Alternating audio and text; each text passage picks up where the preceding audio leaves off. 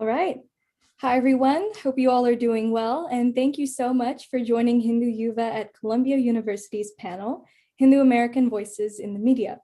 My name is Vidima, and I am a student at Columbia and president of the Hindu YUVA chapter at our university. And so just for everyone to know, Hindu YUVA, which stands for Youth for Unity, Virtues, and Action, is a student-run nonprofit sociocultural organization with a presence in over 40 universities across the United States.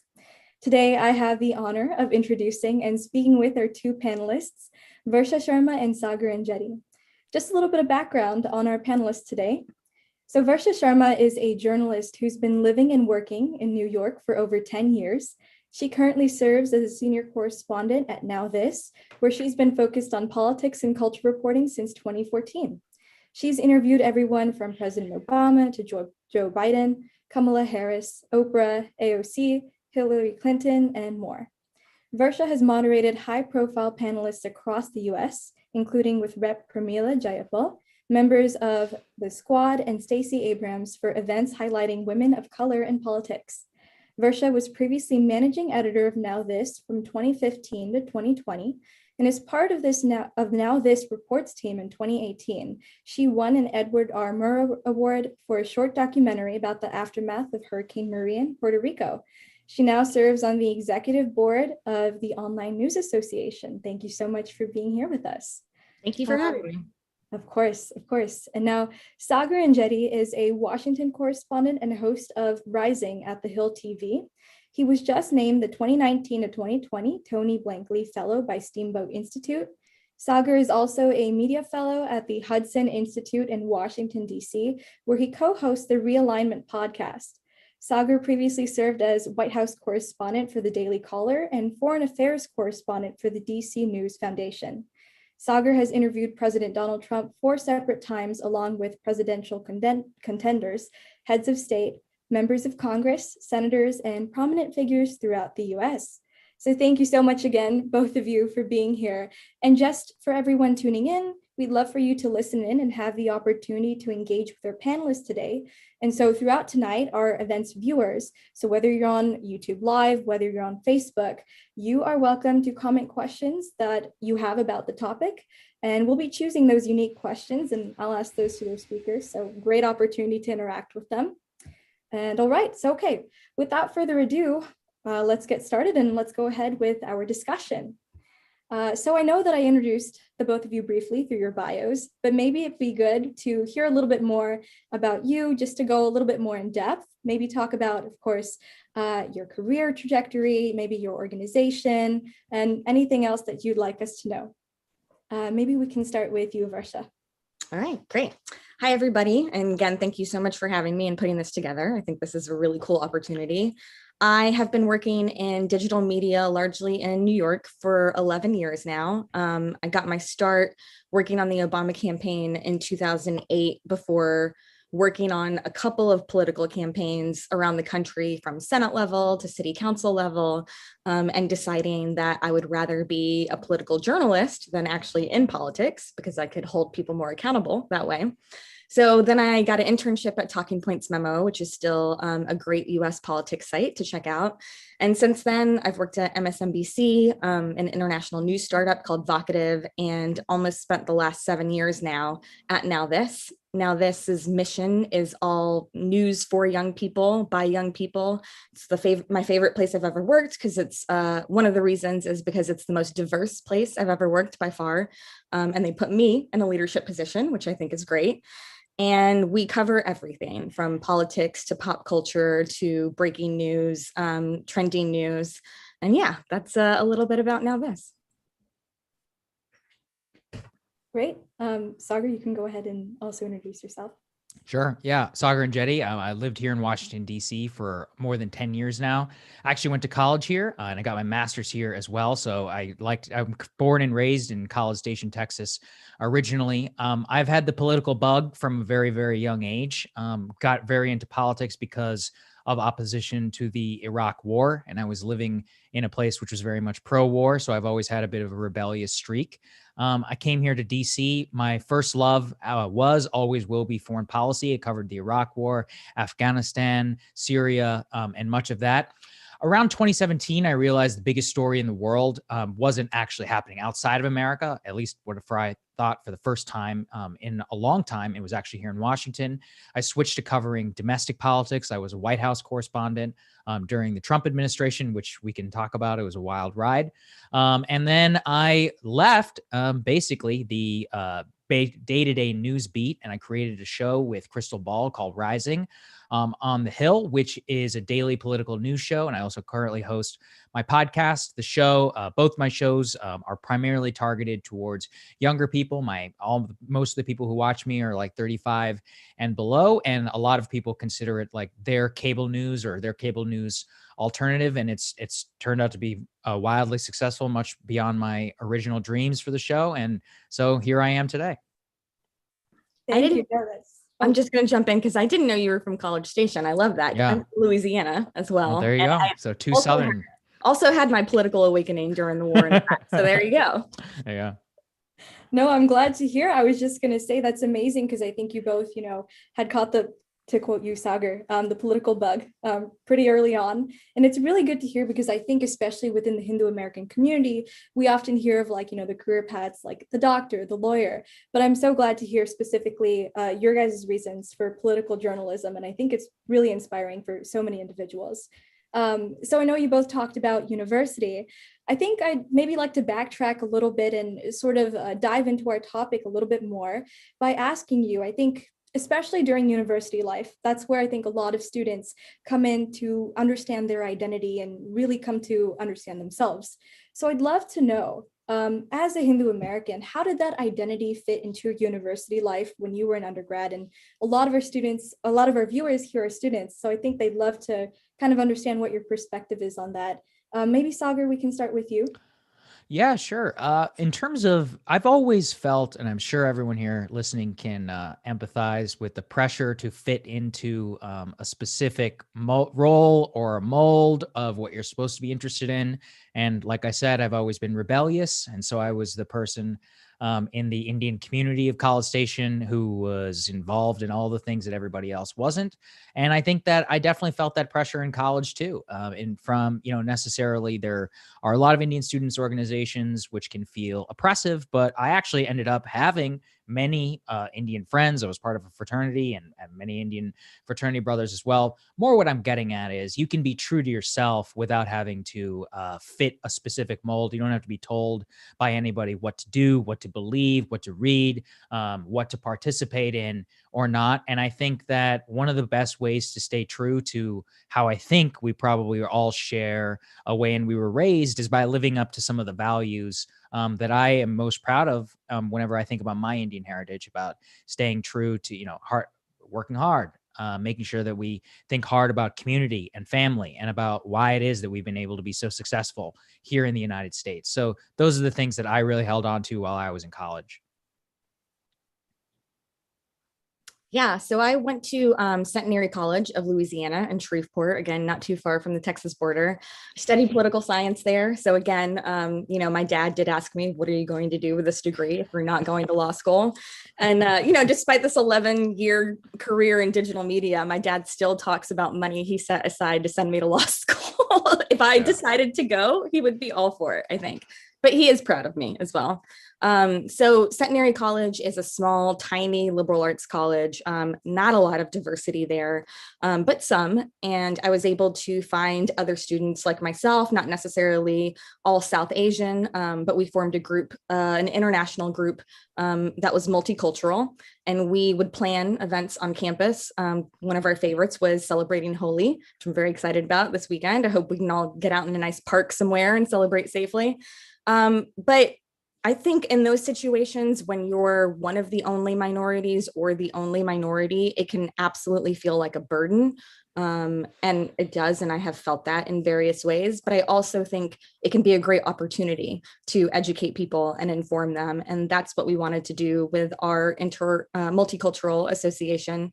And, not a lot of people necessarily on campus had experience with Hinduism or really anything outside of Christianity.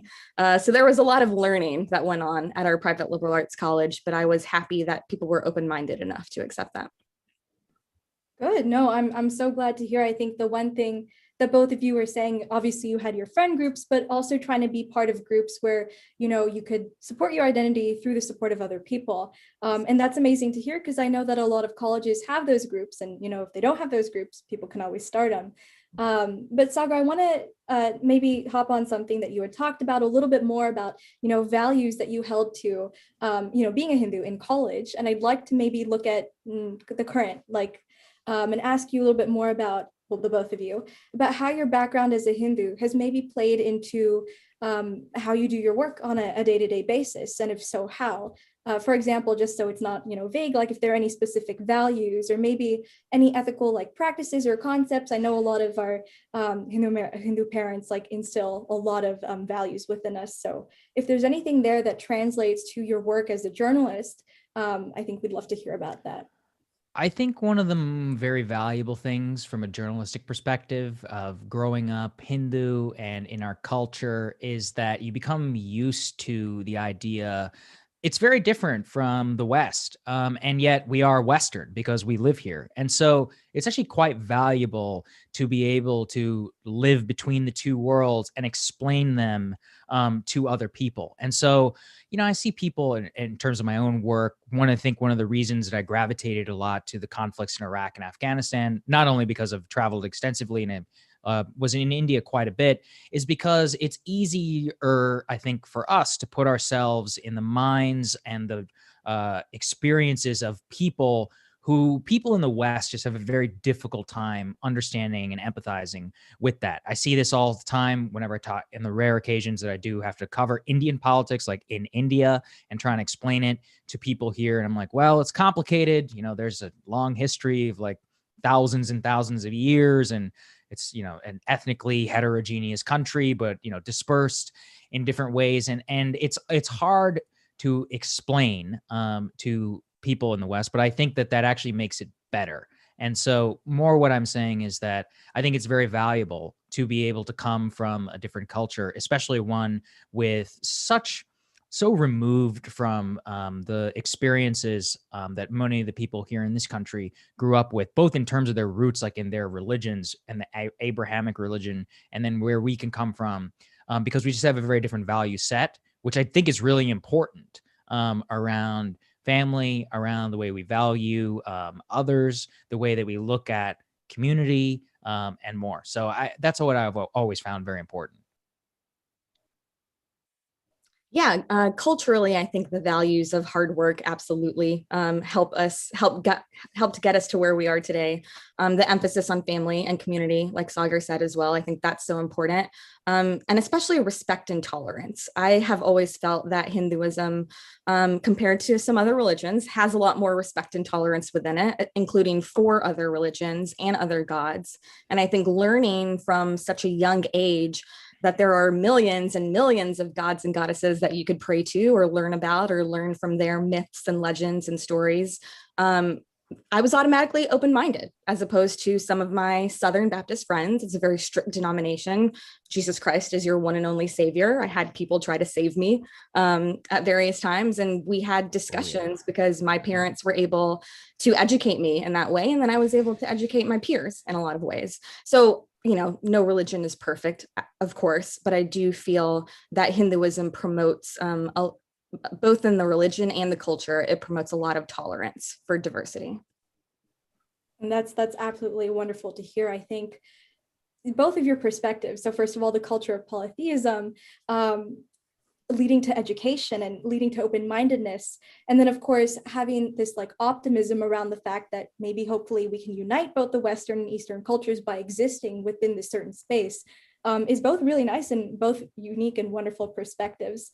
And I'd like to ask you as well, in your career, do you think you've had any experiences, now that you've sort of talked about your identity, have there been sort of on the other side, any experiences that have maybe posed a challenge to your identity? I know, Versha, you talked a little bit about, having to be saved a couple of times, but just in general, has there been maybe a challenge anytime within your work that has made you maybe stand by your identity?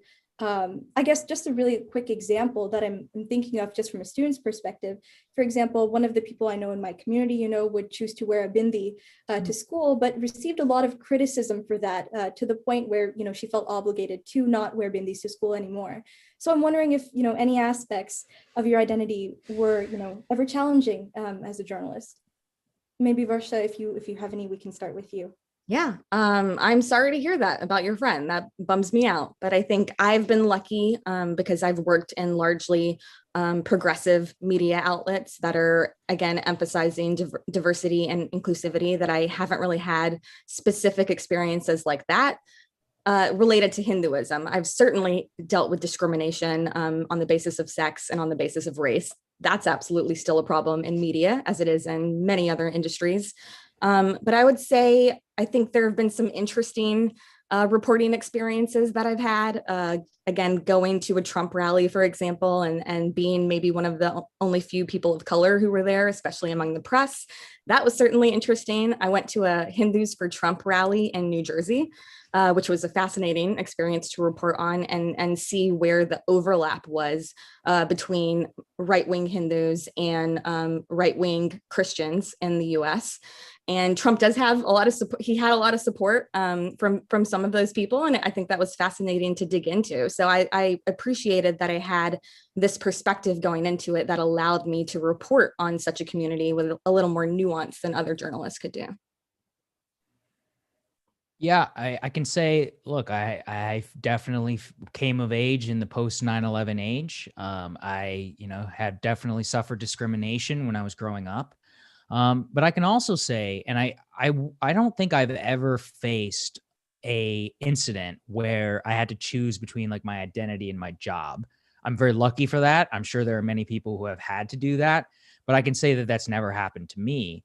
And I will say, look, I came up in the right wing, ecosystem. My Tucker Carlson was my first boss, and frankly, living here in Washington D.C., I've never really had a problem. If anything, a lot of people are very curious, and it's really I enjoy educating people about where I'm from, or like my parents are from Hyderabad. My other grandparents live in Bangalore. You can talk about Silicon Valley, and all of that. My sister actually works in Silicon Valley, which is kind of a stereotype, and a computer scientist, which is hilarious to me. And you can see there that I've always seen it as an additive. I've always looked at it that way. And yeah, I mean, look, I won't lie. It was not the easiest time growing up. But I think things have changed, and I think things have changed for the better. I'm glad to hear that. I really am. I think there are certain people who will have, experiences, and then hopefully other people who will just be able to educate others and hopefully, use their identities to maybe open the conversation. So I'd love to ask, I think on your point of change, I think especially within many different industries, I'm just pointing out finance for one, I think there's a trend of focusing more on, diversity hires and being more inclusive, or namely creating just workforces that are more inclusive of faiths and different practices. So I'm wondering, and maybe you two are testaments to that, within the field of journalism, whether there's change in terms of accepting more identities, more journalists of practicing faiths, et cetera, and maybe where you think that's what it's going to look like in the future, maybe 5-10 years as well. I think we'd love to hear that. Maybe Versha, we can start with you.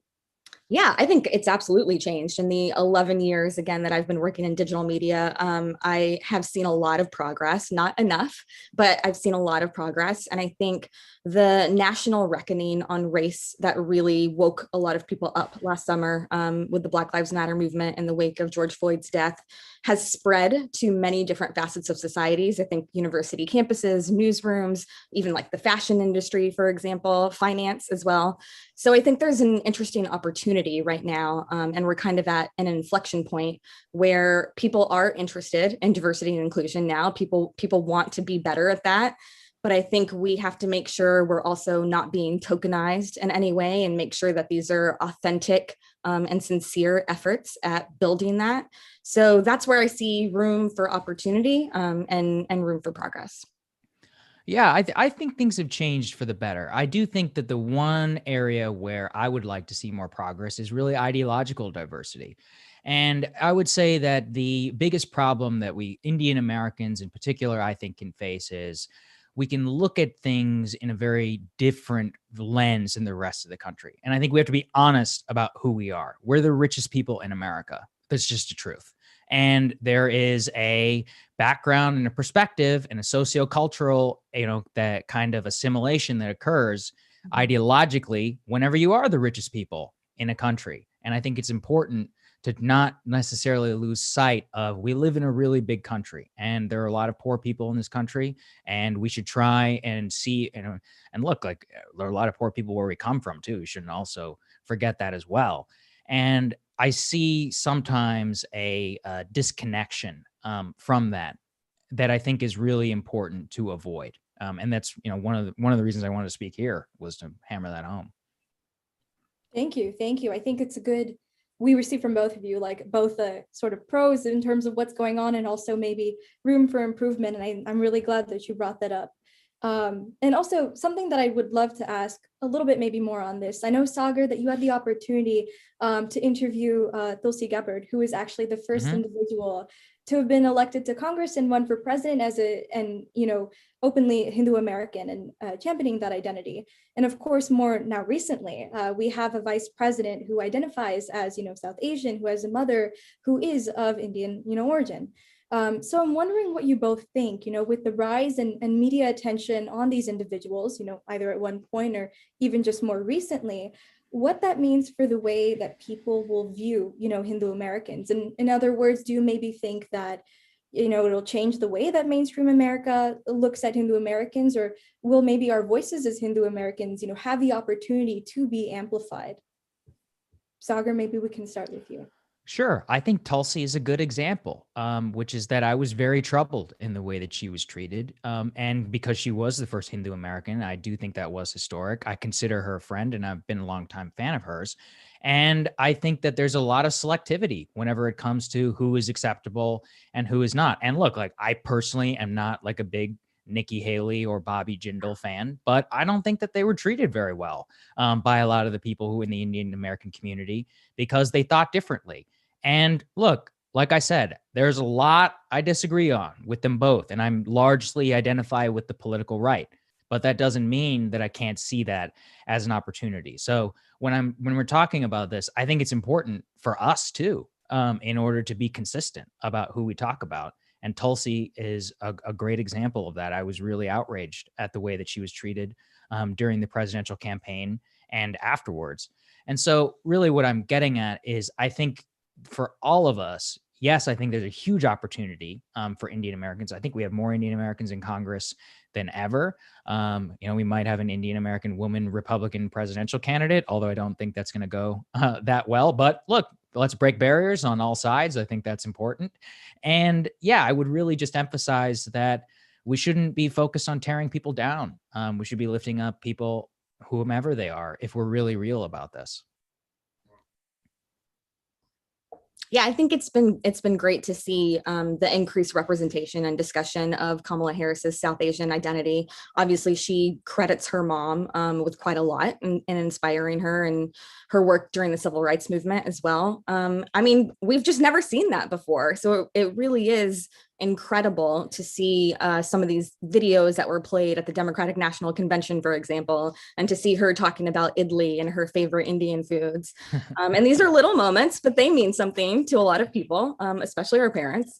So I think there has absolutely been a change with the increased visibility of Hindu American and South Asian lawmakers. And I think that's something that's only going to continue. I do feel that Hindu Americans are often left out of the conversation, in the sense that people talk a lot about South Asian identity and Indian American identity, but not necessarily Hindu American identity. And that was one of the reasons why I was so excited you approached us about this and made it specifically about Hinduism, because in my 11 years of digital media, nobody has ever asked me to speak specifically to this part of my identity, even though it's a huge part and it's what I grew up with. So I think hopefully we can push for more discussions in diversity of religion as well. Absolutely. Absolutely. I think some of the conversations that I know that actually some of my friends and I have been, having is that, obviously we have these standardized tests and having to check the box like Asian. What do you feel a connect there? Do you feel a disconnect? So, that sort of conversation I think is very much the point of what you're talking about, specifically identifying as Hindu American versus just South Asian. And also to your point about the fact, that we can point at the television and be like, oh my God, there's someone who's like me. It's phenomenal, quite honestly. And I'm so glad to hear that, so many people, resonate and feel that way. And I know you brought up the point that, Kamala gives her mom so much credit. And I kind of want to hop on the train of mentorship here, because I know that for a lot of students, mentorship, and even in careers, mentorship is such a big deal, because it's essentially looking up to someone who can give you advice, guidance in terms of what to do. So I'd love to ask the both of you, do you have any mentors specifically that maybe, have guided you about your identity, that are also maybe practicing Hinduism? And this can be in and out of journalism, but from these individuals, if they exist, and they could be family members as well, what have you learned from them that you kind of bring into work, bring to the table through your life, I think through jobs? And anyway, so maybe Versha, we can start with you. Yeah, well, I don't want to rip off Kamala, but since you mentioned family, I have to talk about my mom, because she's probably my biggest inspiration for my values and how I live my life. And she's very religious, much more so than I am.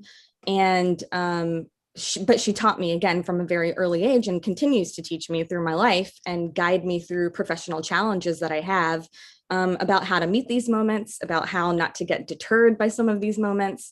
So I absolutely credit my mom with that. Professionally, there's a woman named Mitra Kalitha. You might know her at CNN. Well, she used to be at CNN, quite high up as an executive, and she just left to start her own organization that's focused on elevating Black and Brown voices in community journalism specifically, which I think is amazing and is a great example and model of somebody, a Hindu American, an Indian American, who has reached great heights in the journalism industry. She's very well known among a lot of executives.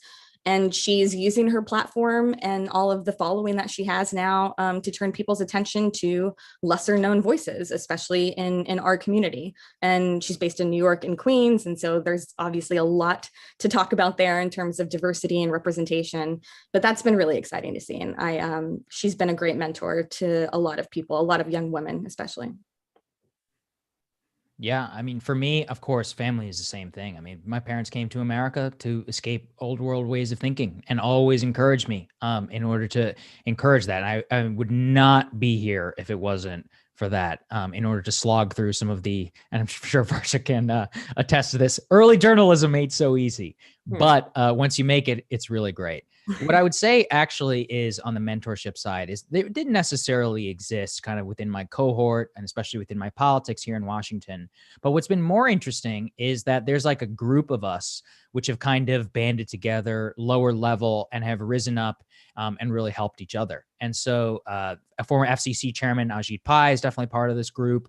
There are many others. There's like a listserv of like Hindu American people who are involved in politics, and we meet up, on occasion. My old boss, Neil Patel, he was actually, I'm not sure if anybody knows who he is, but he was Dick Cheney's kind of right-hand man for 8 straight years. And so he's another person he's like very embedded within. He was one of the people who hired me, and he always made sure to bring me to those types of events. And so he's definitely up there as well. And there's beginning to exist like a bit of a mafia and a cohort here. And so when the younger kids, people like yourselves, contact me and are like, hey, I need an internship or I need something, I definitely go out of my way to make sure that we help those people out.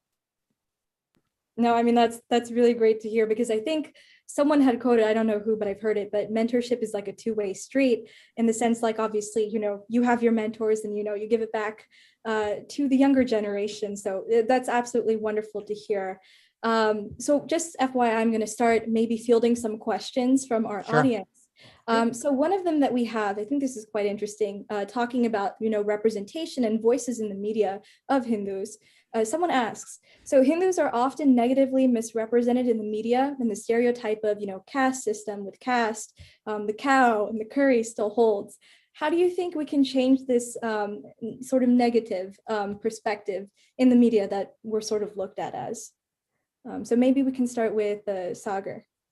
Yeah, I always answer this question, and look, I always have a bit of a different perspective, which is that I think you just be different. And there are a million or more plus people more who watch my show every single day, and that's how you break a stereotype, which is that you just be different. That's why people like Cal Penn were really important for me. And I know it sounds like a joke, but it's like I saw him, he did something different, and I was this kid in College Station, and I thought all I had to could be was a doctor or an engineer. And I'm like, well, he made it. I'm like, he made it out in Hollywood. And so that was something that was really, inspirational. And then I saw reporters like Manu Raju, who works at CNN. And I remember seeing his byline back in 2009. And I was like, wow, I mean, this guy is covering it. And so that's how I think you do it. I think that it comes through, you just be. Sometimes it can be annoying, but once you're there, then other people can see you. And I hear this from many of my Indian fans, be like, wow, like I'd never seen somebody who was in there. Apparently, I was just informed I made the Wikipedia list of Telugu Americans, so I've officially made it. So thank you, everybody. So that's how I think you do it. That's great. Yeah, I completely agree with that. Yeah. And I also have received a lot of comments from people who they're just excited to see me, and sometimes just see the space or my name and have the byline be out there, or have a South Asian or Hindu American conducting high profile interviews, same as you, Sagar. So I think another thing that has been interesting is the network that Sagar mentioned, this community that's been rising up. I want to give a shout out to Swati Sharma, who was just named editor-in-chief of Vox. So that's incredibly exciting. This young South Asian woman who has this amazing job and opportunity. And that came about obviously through her own hard work at The Atlantic, but she also is part of a women's network, a women's journalism network that supports each other a lot. And so we can't really emphasize enough how important the network of support and community that we continue to carry forward, and that continues to grow, which is really exciting, really helps, bring us all forward. Absolutely. I love how we're talking about like this network of fellow, Hindu Americans and support. And honestly, I think that's the reason, like many of your fans, why we also reached out to you, because it's just so great to see individuals like yourselves, doing this work. And along those lines, I'd love to ask, just like in your guys' perspectives, what do you think we can do to bring more Hindu Americans and I guess more Hindu American voices in the field of journalism? Versha, maybe we can start with you. Well, I am glad you approached us again. I think outreach to university groups and student groups is a great place to start. I think there are so many existing organizations that are already on the ground in communities doing the work. There's no reason to start from scratch. So again, with this moment where newsrooms are actually interested in recruiting different people from different backgrounds, that's an opportunity where the South Asian Journalists Association has really stepped up and continues to promote people that they know and their network and their resources. Of course, AAJA, the Asian American Journalists Association, has been guiding a lot of coverage about the hate crimes against Asian Americans that have been happening. And they are more visible than ever, I think, for that reason. But continuing to push the work of these existing organizations and then connect all of the dots, I think will help us bring more Hindu Americans into the conversation. Yeah, I would say ask, apply, get involved. If there's a cultural trait that I don't like, which is a stereotype and it's not true, is about like people who are meek and who are, not necessarily want to insert themselves. That's the only way you really get ahead. And so, bother me, bother Versha, bother somebody in order to look at your resume, send an email, send 2, maybe 3 to somebody. Look, that's how it gets done. And I think that you do that and you can adopt the, this is something that I think, again, just to draw on, which is we're all come from a place where I think emphasis on hard work and discipline and more the most valuable thing that I was ever taught. And so use that to your advantage to get ahead in whatever field that you choose. Like, you don't have to be a journalist. It's a great job if you want to try, but I would just use it as applicable to anything that you're interested in. For sure. I think all the students out here will absolutely resonate with that advice. I think so many of us are, going through like the process of, reaching out, hopefully hearing back. And so that's super great, I think, for so many individuals to hear. I'd love to now maybe backtrack a little bit. I'm checking again the questions in the chat. And I think people are quite interested, about your coverage, if you have done, of, U.S. India relations. And so I'm kind of curious, and maybe other people are as well. Did you have, like, coming into this political journalism, did you have special interests in this area? And how do you feel about, covering maybe this section? Like, does it resonate with you, perhaps in terms of identity? And maybe like, what work have you done in this area specifically? Sagar, maybe we can start with you on this.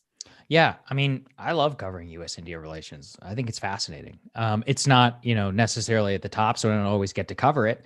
One thing I do want to say whenever it comes to this, and that does bother me, is that there is often a lens in which people who are here in the United States will project like our mindset and the mindset of our parents. And we should always remember, like, our parents are very different from necessarily everybody else in India. It's a very big country. And projecting that mindset, those values democratically, maybe even more, onto a country of 1.1 billion people. And so I've always found it important to try and explain in U.S.-India relations, or even Indian politics, from the perspective of people who actually live in India, not like my interpretation of that. And I was very frustrated with a lot of the coverage that has been there for the last, I would say, like 5 to 6 years on this. We saw like with the Trump-Modi summit and some of that as well. Whereas I think it's dramatically important, the same way that we can look at our own country and say, what's going on in this country, try and be a little bit more disconnected from it. Same thing with India. I mean, India has changed so much in my lifetime. I got to visit. I spent a lot of time in India with my mom. She wrote a PhD thesis actually on the education system within India. So even as a kid, I was there for probably much longer than the typical Indian American or even Hindu American. And so watching it transform so dramatically over the last 20 years has been insane to me. And I try very hard anytime I do talk about it to speak about it from their perspective, not from a perspective of me projecting like what I want to see onto India. Yeah, I think I am absolutely interested in Indian politics and was at the beginning of my career. I wouldn't call myself a beat reporter on that topic. I have certainly covered U.S. India relations and cover the interesting social movements when they come up. And I want to be, very open that I also rely on others' expertise for areas that I don't understand or policies that I don't understand.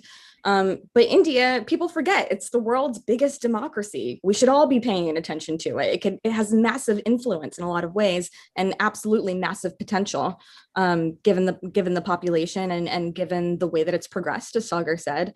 One of my recent stories, unfortunately, was less positive because it was about the Freedom House report. So Freedom House is this great pro-democracy organization that puts out an annual report ranking all of the countries in the world based on how free they are on a number of factors, from civil liberties to corruption, transparency in government.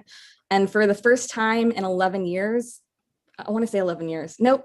Sorry, I can't remember. I can't remember the exact year, but for the first time in a while, India was downgraded from free to partly free.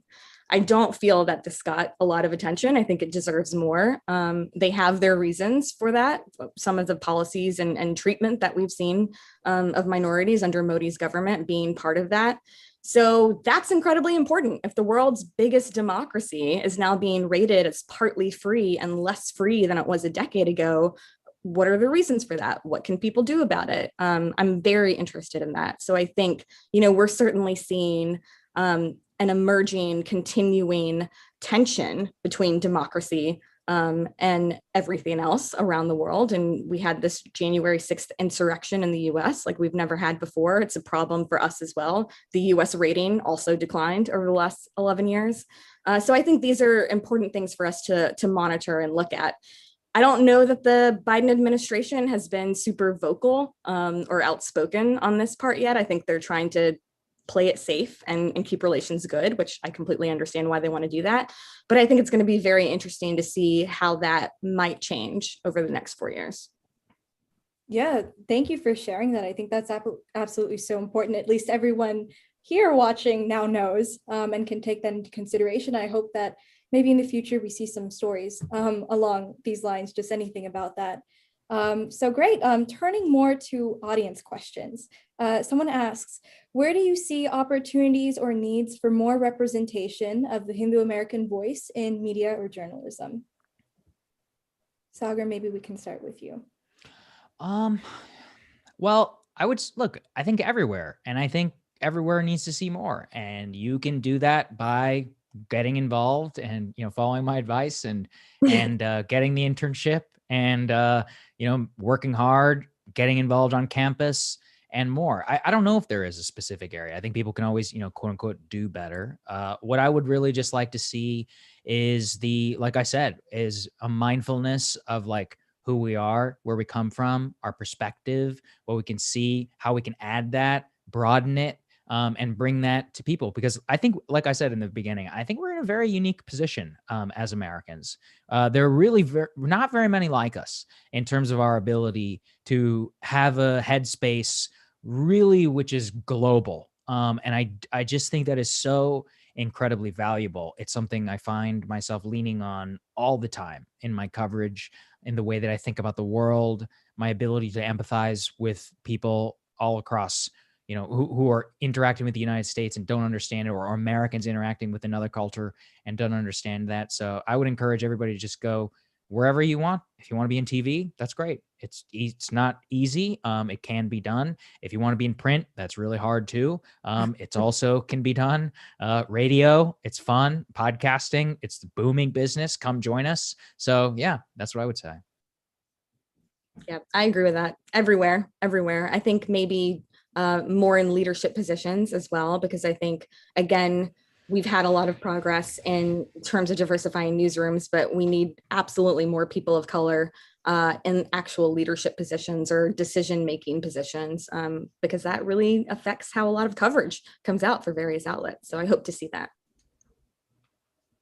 Yeah. Another question that I really like, that I think is pretty interesting, and maybe we've had this conversation about, the global mindset that I think Hindu Americans can occupy. And so someone asks, like, do you think the Hindu American identity will evolve over time? And if so, how do you think that it will evolve? So what is the role of the youth in helping us, maintain that identity, in rising above South Asia, because there's so many Hindu Americans from not only that subcontinent, but, from Fiji, from the Caribbean. Yeah. So that, I think, is a quite interesting question. And maybe, Versha, we can start with you on this. Yeah, I think absolutely it will change and evolve. Identities do all the time. And again, think about what we're like compared to our parents, and maybe our beliefs and perspectives compared to our parents. And I'll shout out, there was a BuzzFeed News article about how young Indian Americans find it difficult and challenging to talk to their parents who are supporting Modi. And I think there's layers there. There's lots to discuss, but there's an interesting dichotomy with Indian Americans who identify as Democrats or vote as Democrats and think Trump was a fascist who didn't deserve to be in office. And yet they support Modi because they came from a long history of Hindu nationalism in a lot of ways for a lot of people. And so I think that it's just fascinating to me to see how that conversation is evolving. And I know it's not easy. I have these difficult conversations myself with my own family, but there's so much room for change, and I will be interested to see how it changes going forward.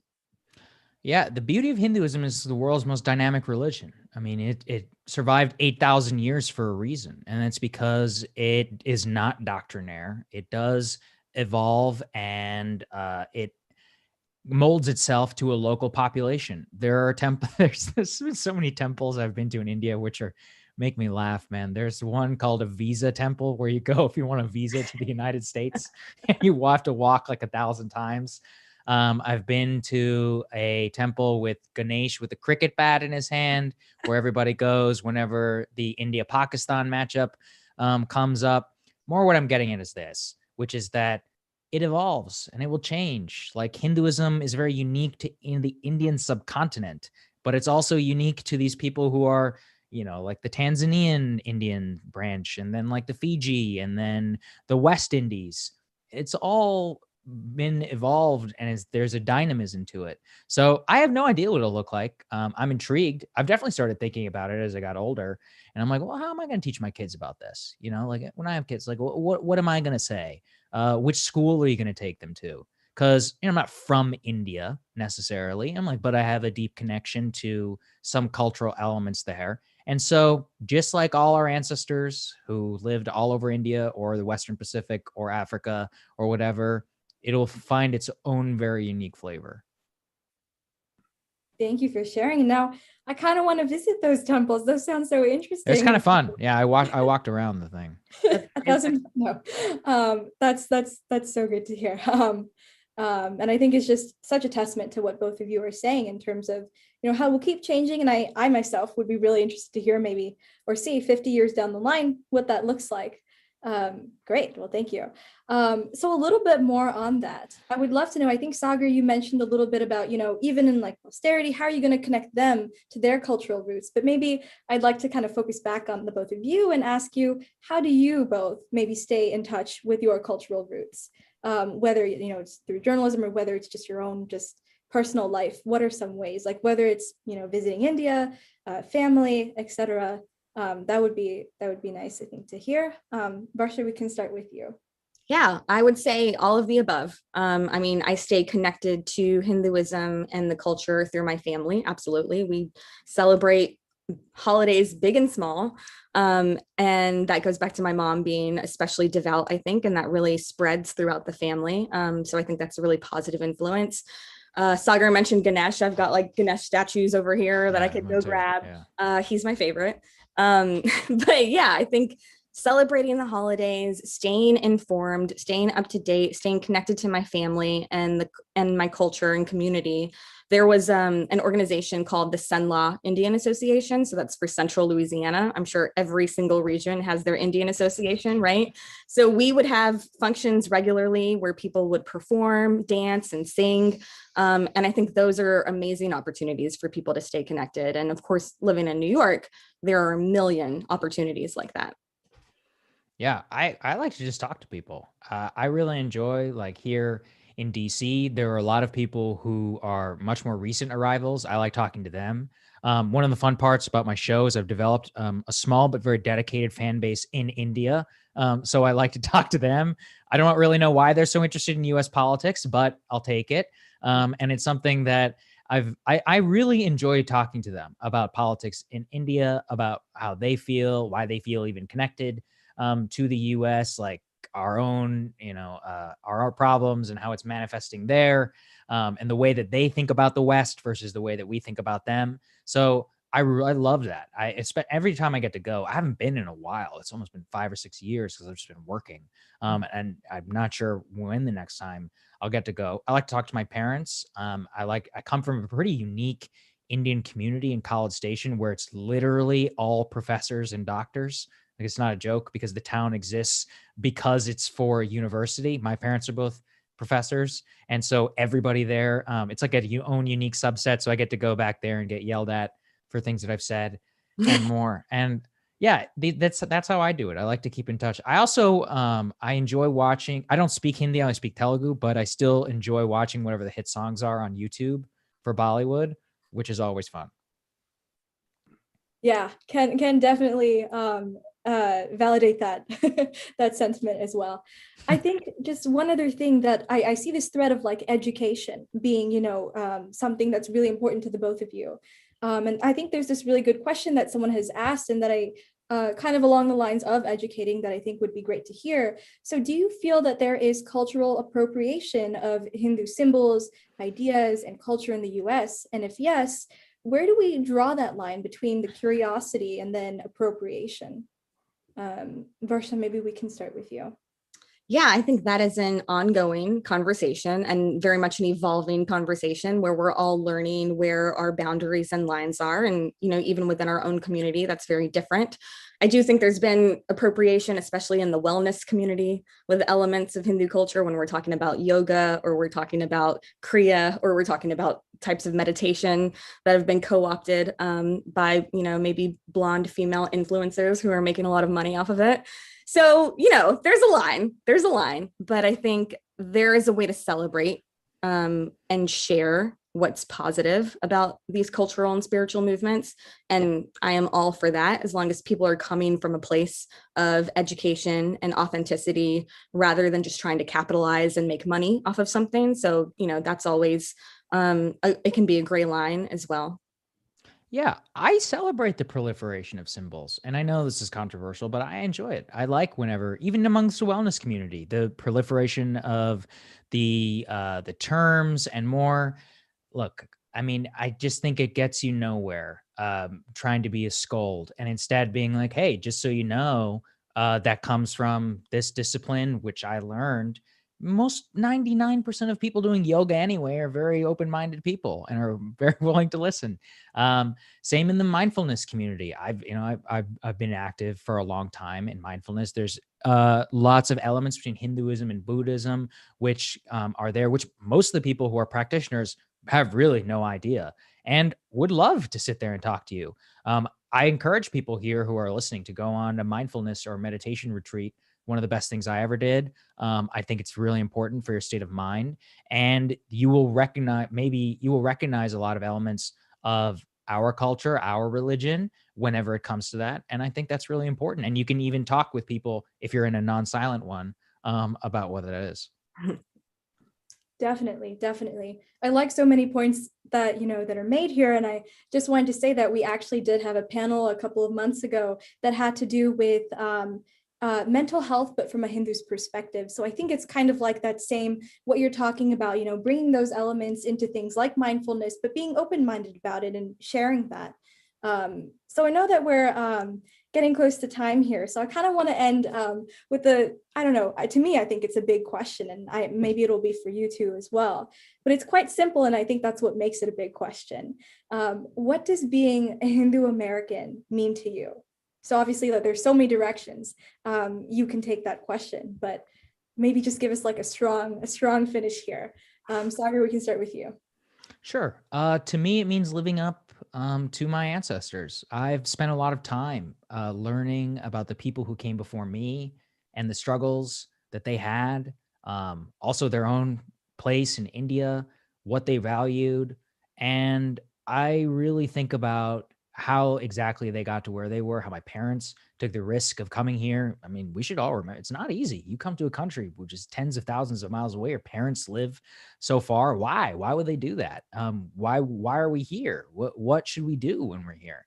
I think very deeply about how the people who came before us, and because that's what Hinduism is. Ultimately, it's a tradition that's been passed on for 9,000 years from the Indus River Valley and more. And what are those values that allowed our people to survive, to thrive, to make us the richest, most successful people here in this country in a single generation? How did that happen? And these are the traits that I try to keep and stay true every single day, and that I want to pass on to the people around me, my friends and more, and to my kids eventually. I'm glad that you mentioned the journey that our parents made, because that reminds me, and to one of your earlier questions, how do I stay connected? I also try to visit India as often as I can and hope that we can go soon. But when I think about my dad came from a very small rural village where the school was like a 2-room building with open windows, and that was it. That was all they had. And he's incredible. He has 3 master's degrees, and of course he's an engineer. But his trajectory, and when I visit his village and just think about him sitting there as a young man and where he has come to where he is now. And he really is sort of like the patriarch of our family. And our family has grown so much in the US. So many aunts and uncles and cousins came over. There are like 33 Sharmas in our family in Louisiana. It's incredible. It's a real legacy that he has left. And that is a legacy built on hard work, family, community, So being a Hindu American to me means being open, tolerant, respectful, again, a hard worker, and I think most of all, generous with your spirit, and with respecting other people. Thank you. Thank you. I think so much of what you both said, especially, as second generation, individuals who have these wonderful and very colorful backstories that, our parents have and that are, in a way passed on to us and that we have to carry and hopefully represent. I hope everyone, takes that in, a positive light and uses it to, do the best that they can and be the best versions of themselves possible. So yeah, thank you so much again to both of you for joining us today. I took so much from this conversation, and I think so many others, just from what I understand, all the wonderful questions that unfortunately we didn't get too much time to ask, but just so many people, I think they can take their, the insights and advice that we have here, namely whether it was education, open-mindedness, just so much here. So thank you again. And to everyone who joined us, thanks for tuning in and for taking the time. And please make sure to follow us on just all the social medias, just Facebook, Instagram, whatever you can. We'd love to stay connected for any future events that we have.